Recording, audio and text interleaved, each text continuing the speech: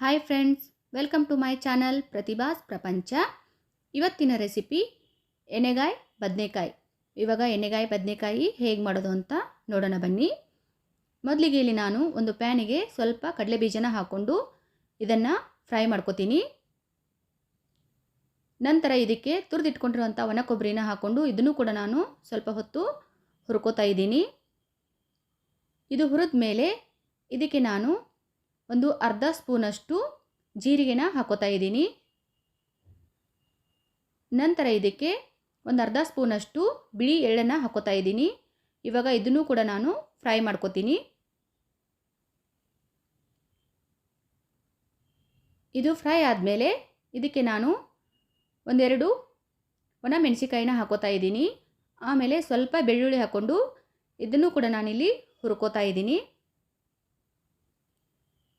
ಇದು ಹುರಿದ ಮೇಲೆ ಇದನ್ನು ನಾನು ತಣ್ಣಗಾಗೋಕ್ಕೆ ಬಿಡ್ತೀನಿ. ಇದು ತಣ್ಣಗಾದ ಇದನ್ನು ನಾನು ಮಿಕ್ಸಿ ಜಾರಿಗೆ ಹಾಕ್ಕೊಂಡು ಇದಕ್ಕೆ ಸ್ವಲ್ಪ ಉಪ್ಪು, ಒಂದು ಸ್ಪೂನಷ್ಟು ಅಚ್ಚ ಖಾರದ ಪುಡಿ, ಆಮೇಲೆ ಅರ್ಧ ಸ್ಪೂನಷ್ಟು ಗರಂ ಮಸಾಲ, ಆಮೇಲೆ ಸ್ವಲ್ಪ ಕೊತ್ತಂಬರಿ ಹಾಕ್ಕೊಂಡು ಇದನ್ನು ತರಿತರಿಯಾಗಿ ರುಬ್ಕೋತೀನಿ. ಇವಾಗ ಮಸಾಲ ರೆಡಿ ಆಯಿತು. ಇವಾಗ ಇದನ್ನು ನಾನು ಬದನೆಕಾಯಿನ ಹೀಗೆ ಪ್ಲಸ್ ಆಕಾರದಲ್ಲಿ ಕಟ್ ಮಾಡಿ ಇಟ್ಕೊಂಡಿದ್ದೀನಿ. ಇಲ್ಲಿ ರೆಡಿ ಮಾಡಿ ಇಟ್ಕೊಂಡಿರೋಂಥ ಮಸಾಲಾನ ಇದಕ್ಕೆ ತುಂಬ್ಕೋತಾ ಇದ್ದೀನಿ. ನೋಡಿ, ಹೀಗೆ ಎಲ್ಲನೂ ಸ್ಟಫಿಂಗ್ ಮಾಡ್ಕೋತಾ ಇದ್ದೀನಿ. ಎಲ್ಲದಕ್ಕೂ ಹೀಗೆ ಹಾಕ್ಕೊಂಡು ಇಟ್ಕೋತಾ ಇದ್ದೀನಿ. ಆಮೇಲೆ ಉಳಿದಿರೋಂಥ ಮಸಾಲೆನ ಇಟ್ಕೊಂಡು ನೆಕ್ಸ್ಟ್ ಯೂಸ್ ಮಾಡ್ಕೋತೀನಿ. ಅದನ್ನು ಹೀಗೆ ಎಲ್ಲನೂ ತುಂಬಿ ಇಟ್ಕೊಂಡಿದ್ದೀನಿ. ಇವಾಗ ಒಂದು ಪ್ಯಾನಿಗೆ ಒಂದು ಸ್ಪೂನಷ್ಟು ಎಣ್ಣೆ ಹಾಕ್ಕೊಂಡು ರೆಡಿ ಮಾಡಿ ಇಟ್ಕೊಂಡಿರುವಂತಹ ಬದನೆಕಾಯಿನ ಇಲ್ಲಿ ಹಾಕೋತಾ ಇದ್ದೀನಿ. ಇವಾಗ ಇದನ್ನು ನಾನು 2 ನಿಮಿಷದವರೆಗೂ ಎಣ್ಣೆಯಲ್ಲಿ ಫ್ರೈ ಮಾಡ್ಕೋತೀನಿ. ಅಂದರೆ ಇದ್ರ ಟೇಸ್ಟು ತುಂಬ ಚೆನ್ನಾಗಿ ಬರುತ್ತೆ. ಹೀಗೆ ಒಂದು 2 ನಿಮಿಷದವರೆಗೂ ನಾನು ಫ್ರೈ ಮಾಡ್ಕೋತೀನಿ. ಇದು ಫ್ರೈ ಆದಮೇಲೆ ಇದನ್ನು ಸೈಡಿಗೆ ಎತ್ತಿಟ್ಕೊಂಡು ಇವಾಗ ಒಗ್ಗರಣೆಗೆ ರೆಡಿ ಮಾಡ್ಕೋತೀನಿ. ಇಲ್ಲಿ ನಾನು ಒಂದು ಪ್ಯಾನಿಗೆ 1 ಟೇಬಲ್ ಸ್ಪೂನಷ್ಟು ಎಣ್ಣೆನ ಹಾಕ್ಕೊಂಡು ಇದಕ್ಕೆ ಸ್ವಲ್ಪ ಸಾಸಿವೆ, ಸ್ವಲ್ಪ ಜೀರಿಗೆ, ಆಮೇಲೆ ಸ್ವಲ್ಪ ಇಂಗು, ಆಮೇಲೆ ಸ್ವಲ್ಪ ಕರಿಬೇವು ಹಾಕ್ಕೊಂಡು ಇದನ್ನು ನಾನಿಲ್ಲಿ ಫ್ರೈ ಮಾಡ್ಕೋತೀನಿ.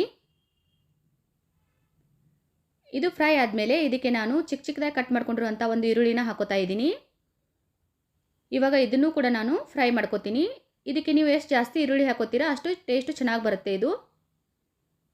ಇದು ಫ್ರೈ ಆದಮೇಲೆ ಇದಕ್ಕೆ ನಾನು ಟೊಮ್ಯಾಟೊ ಪ್ಯೂರಿನ ಹಾಕೋತಾ ಇದ್ದೀನಿ.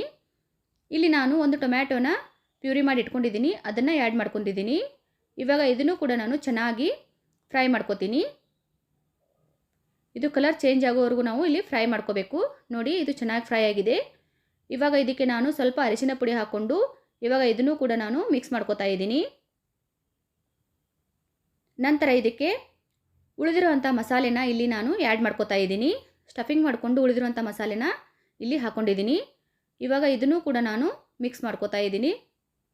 ನಂತರ ಇದಕ್ಕೆ 1 ಸ್ಪೂನಷ್ಟು ಅಚ್ಚ ಖಾರದ ಪುಡಿನ ಹಾಕೋತಾ ಇದ್ದೀನಿ. ಇವಾಗ ಇದನ್ನು ಕೂಡ ಮಿಕ್ಸ್ ಮಾಡ್ಕೋತೀನಿ. ಇದು ಮಿಕ್ಸ್ ಆದಮೇಲೆ ಇದಕ್ಕೆ ನಾನು 1 ಕಪ್ನಷ್ಟು ನೀರನ್ನು ಹಾಕೋತೀನಿ.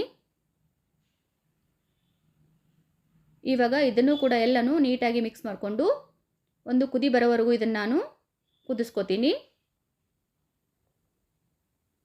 ನಂತರ ಇದಕ್ಕೆ ಸ್ಟಫಿಂಗ್ ಮಾಡಿ ರೆಡಿ ಮಾಡಿ ಇಟ್ಕೊಂಡಿರುವಂತಹ ಬದನೆಕಾಯಿನ ಇಲ್ಲಿ ನಾನು ಇದಕ್ಕೆ ಆ್ಯಡ್ ಮಾಡ್ಕೋತಾ ಇದ್ದೀನಿ.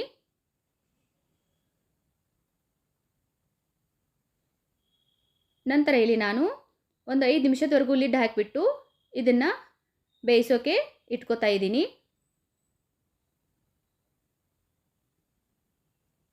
5 ನಿಮಿಷ ಆದಮೇಲೆ ಮತ್ತೆ ಇದನ್ನು ಎಲ್ಲನೂ ನೀಟಾಗಿ ಕೈಯಾಡಿಸಿ ಮಿಕ್ಸ್ ಮಾಡ್ಕೋತಾ ಇದ್ದೀನಿ. ನಂತರ ಇಲ್ಲಿ ನಾನು ಮತ್ತೆ ಲಿಡ್ ಹಾಕಿ ಒಂದು 10 ನಿಮಿಷದವರೆಗೂ ನಾನಿಲ್ಲಿ ಬೇಯಿಸೋಕೆ ಇಡ್ತಾ ಇದ್ದೀನಿ. ಇಲ್ಲಿ ಬದನೆಕಾಯಿ ನೀಟಾಗಿ ಎಲ್ಲನೂ ಬೇಯಬೇಕು, ಅದಕ್ಕೆ ನಾನು 10 ನಿಮಿಷದವರೆಗೂ ಬೇಯಿಸ್ಕೊತಾ ಇದ್ದೀನಿ. ನೋಡಿ, ಎಣ್ಣೆ ಎಲ್ಲ ಸಪ್ರೇಟ್ ಆಗಿದೆ. ಅಂದರೆ ಇಲ್ಲಿ ನಾವು ಬದನೆಕಾಯಿ ಬೆಂದಿದೆ, ನೀಟಾಗಿ ಎಲ್ಲ ಮಸಾಲೆನೂ ಮಿಕ್ಸ್ ಆಗಿದೆ. ಇವಾಗ ಗಾರ್ನಿಷಿಂಗ್ಗೆ ಸ್ವಲ್ಪ ನಾನು ಕೊತ್ತಂಬರಿನ ಆ್ಯಡ್ ಮಾಡ್ಕೋತಾ ಇದ್ದೀನಿ. ಇವಾಗ ಇದನ್ನು ಕೂಡ ನಾನು ಮಿಕ್ಸ್ ಮಾಡ್ಕೋತಾ ಇದ್ದೀನಿ. ನೋಡಿ, ಉತ್ತರ ಕರ್ನಾಟಕದ ಸ್ಪೆಷಲ್ ಅಂತಲೇ ಹೇಳುವ ಎಣ್ಣೆಗಾಯಿ ಬದನೆಕಾಯಿ ರೆಡಿ ಆಯಿತು. ಇದನ್ನು ನಾವು ರೊಟ್ಟಿ ಮತ್ತು ಚಪಾತಿ ಜೊತೆಗೆ ತಿಂತೀವಿ. ಇದು ಅನ್ನಕ್ಕೂ ತುಂಬ ಚೆನ್ನಾಗಿರುತ್ತೆ. ಈ ವಿಡಿಯೋ ನಿಮಗೆ ಇಷ್ಟ ಆಗಿದ್ದಲ್ಲಿ ಪ್ಲೀಸ್ ಲೈಕ್ ಮಾಡಿ, ಶೇರ್ ಮಾಡಿ, ಸಬ್ಸ್ಕ್ರೈಬ್ ಮಾಡಿ. Thank you for watching my channel. Thank you.